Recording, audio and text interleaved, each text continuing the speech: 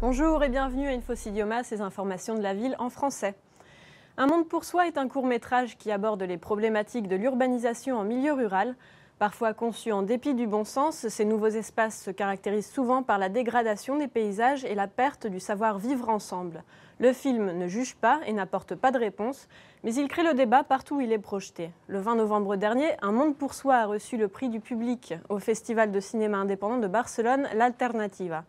Nous avons rencontré ses réalisateurs, Yann Cynic et Nathalie Combe. On a tourné sur le territoire français, mais je pense que c'est quelque chose qui concerne, on va dire, au moins toute l'Europe. L'éruption des supermarchés dans les zones rurales, la transformation des petits villages en zones dortoirs, l'irruption des zones pavillonnaires. Tout ça, c'est quelque chose de progressif qui s'est sûrement accéléré ces 10 dernières années, mais cette transformation du monde est en marche depuis les années 60, on va dire.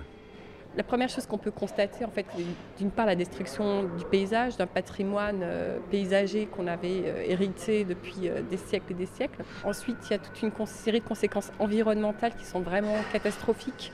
On sait qu'il y a de plus en plus d'inondations dans les milieux urbanisés parce qu'en fait, l'écoulement des eaux ne se produit plus. Et je crois que ce qu'on ne mesure pas du tout, c'est la conséquence sociale en fait, de tout ce développement urbain. Parce qu'il y a vraiment une conception complètement industrielle en fait, et privatisée en fait, d'un monde où en fait, chacun a sa petite parcelle, son chez-soi, avec tout ce qu'il faut à l'intérieur, la piscine, la télé, etc. Et finalement, on n'aurait pratiquement plus besoin de mettre le nez dehors. Et ce qu'on voit, c'est vraiment le repli sur soi. La plupart des gens qui s'installent dans un coin s'y installent non parce qu'ils sont tombés amoureux d'une montagne en face ou de la culture du lieu, mais parce que c'est l'endroit où ils ont trouvé une petite parcelle pour y construire la maison de leurs rêves. Mais une maison, encore une fois, qui n'a rien à voir avec la culture du lieu. Une maison qui leur permette d'avoir un petit monde à eux, avec un petit jardin autour. Et assez grosse, et il y aura un grand jardin. Pour ce film, on a fait un très très gros travail de documentation, de recherche, de lecture. C'est vraiment duré plusieurs mois. Ce qui m'a le plus frappé personnellement, c'est un poète. C'est Aimé Césaire, qui est en même temps un poète et un penseur et un critique radical du colonialisme. C'est-à-dire que c'est celui qui a mis en avant en fait la destruction des cultures africaines et antillaises, etc., par le colon blanc, notamment français, qui arrive avec ses grosses machines, qui aplanit tout, qui réfléchit comme un statisticien. Et c'est vraiment ça qui m'a frappée parce que je le ressentais vraiment comme quelque chose qui se produisait maintenant dans les régions internes à la France. La Bretagne, la Provence, quand on va voir toutes les caractéristiques d'une culture régionale, d'une histoire, d'une civilisation disparaître sous ces couches de maisons industrielles. Là, peut-être que les Français réagiront. Et effectivement, c'était très très fort.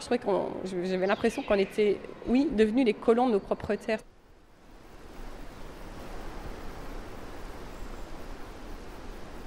Ce jour-là, nous étions plusieurs à regarder comment le paysage avait été modelé par le travail des agriculteurs. Le festival Mund des Mots, qui s'est célébré récemment dans les bibliothèques et centres culturels de la ville, a donné à entendre plus de 50 conteurs de 10 nationalités différentes, tous venus avec leurs histoires sous le bras. Au programme, spectacles, ateliers, mais aussi débats autour de la tradition orale dans le monde et de l'engouement pour cet art en Europe.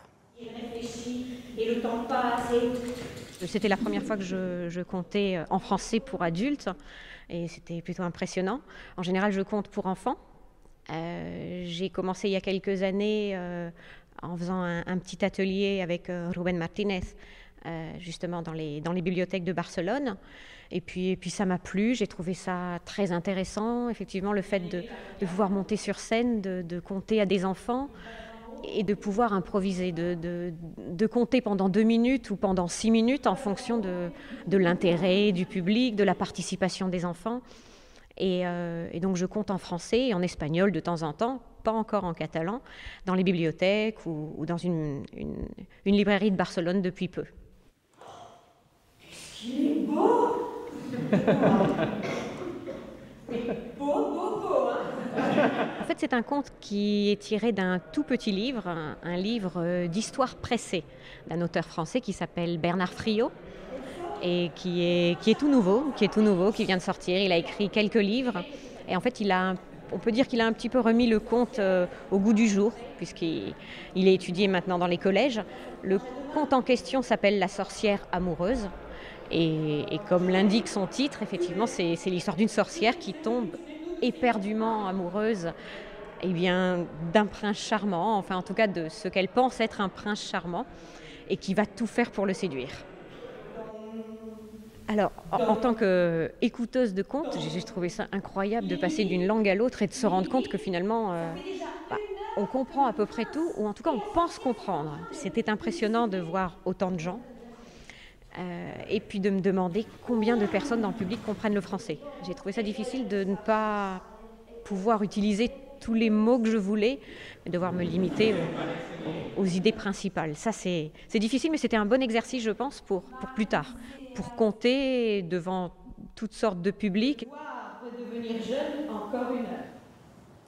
Voilà, InfoCidiomas, c'est fini pour aujourd'hui. Merci de votre attention. On se retrouve dans 15 jours. Excellent week-end à tous.